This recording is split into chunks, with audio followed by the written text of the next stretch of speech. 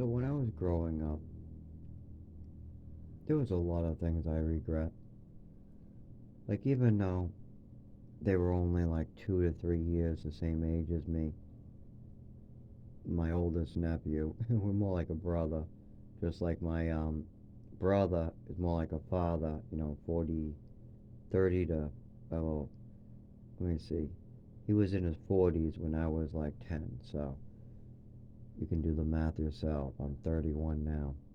But anyways, that's my brother, and he's like the age of a father, and he's doing a lot of the fatherly duties as well. It's kind of a mixed batch, is what I got for fatherly duties all through my life. I got like two, three. I got one that I never met. I got one that adopted me. I got one symbolically. I have another one symbolically that I filled in, picking up girlfriends, bringing me to different games, things like that. I also had a lot of foster fathers, so it's a mixed batch for me. Keep that in mind. So my mother gave me a bunch at age like I don't remember, it was between 10 and 12 probably, a big giant glass of Snop's watermelon. She said she didn't know. I just wanted watermelon juice, and she said there was no alcohol in it. But after I drank some, I realized it was tasted like it went bad. I told her it was Snops. Later, I looked at the bottle years later. It was Snops. Now, that bottle traveled to Mass after years of moving around.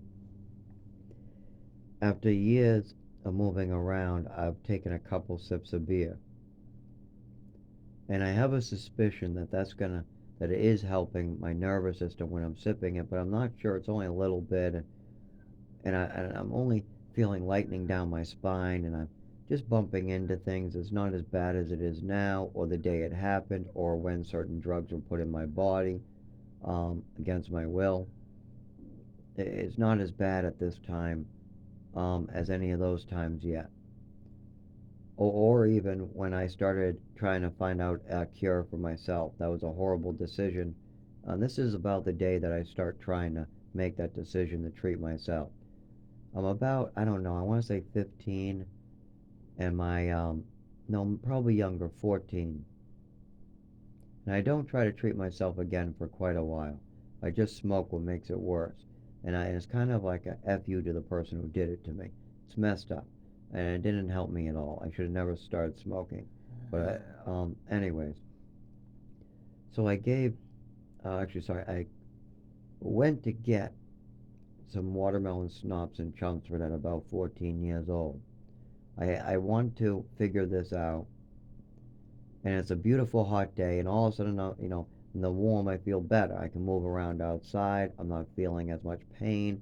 I feel like I can actually move and climb and swing from a branch freely. I mean, I just feel like I can move, and that's a good feeling. And my nephew's here. Now, normally, I try to use this good summertime warm when I'm really doing good to play like some type of sport because I can move my body better.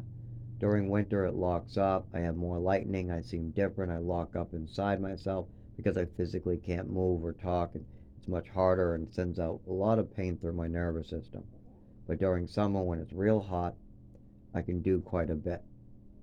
So we take a walk, but today I'm going to climb a tree. I'm thinking that's what I'm going to do, climb a tree. But I don't want to fall from a tree, so I'm going to do an experiment today. I'm going to bring some booze with me. I'm pretty sure that that's going to help with the shakes just enough where I feel normal. By the way, I didn't drink even close to enough for it to work. Later in life, yes, it did help. I was right. Alcohol, benzos, and certain medications do help with this, but they have consequences that come with it, so I don't drink. But I didn't know this at this age. And my nephew's with me, what means I'm a total bad influence, but I have something in the back of my head. I know that he will never touch any of this. Even if I ask him, I know it's a no before I ask. If he actually asked me for any of these things, I would probably give it to him when he's like 18 or older, 16 or older. But I think I would just say, no, no, more for me, or I would come up with an excuse. I already had excuses way before this for other things like my cigarette, but he always said no. What was so easy? It made it great. I, I could act like the cool, irresponsible uncle while falling down and shit happens to me. And he knew better to copy me. That was great. Because there were times where I'd fall down, or I would throw a baseball sideways, or the tile I would miss, or I would fall down, or I'd fall out of a tree, or there was so many where my legs didn't move, or I wouldn't be as good as his other friends at catching baseballs or hitting baseballs when it was fall or colder out. There was just a lot of times where I knew that I wouldn't be a good example, like baseball or tiles. I mean, he would just be better at me in general. But when it was summer, I could figure this out.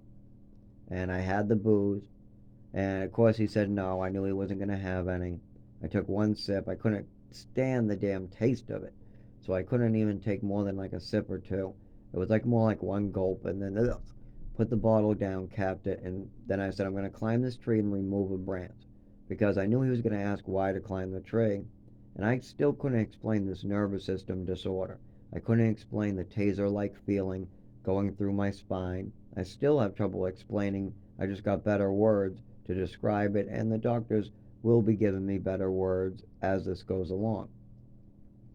So I climb the tree, I cut the branch, but I'm shaking. My legs aren't staying steady. I'm shaking quite a bit, and I start feeling the pulse through my spine. Where at this point, I just shake uncontrollably, and the branch breaks from all the shaking. I fall, the branch catches me in the arm, and I bandage the arm. Actually, no, my nephew bandages my arm. I think we tossed the alcohol away. I can't actually, I think we left it there or tossed it away, and we went home.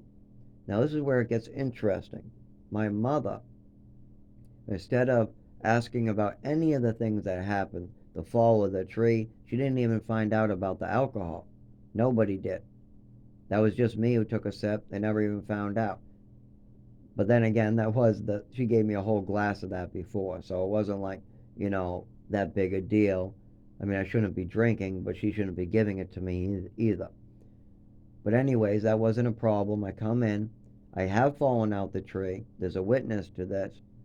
It's because I was shaking and I didn't have my coordination. And I also was experimenting to see how far I could push my nervous system. And this was on a warm day when I have more ability to use it. Instead, she makes up the made up story in her head and starts ranting about it.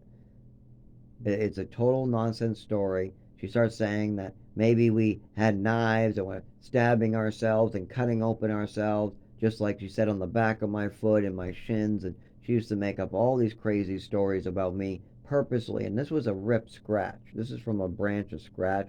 It's clearly not a sharp cut. It's clearly not anything like that. And we have two people clearly stating that this is something else. This isn't just me speaking. This is two people clearly telling you what just happened. And maybe there's a reason for all this. And maybe we should discuss this. Maybe we should maybe we should discuss the alcohol. Maybe you should ask them about that and why did I bring it down? And why did I fall in the first place? And what am I doing out there? But instead, she comes up with a made up story that she made up in her head, a made up narrative. Two people constantly telling her this isn't the case, and we never get any further with this. And they punish and say, I'm hurting myself like many other times that I clearly didn't. They would make, like the back of my foot.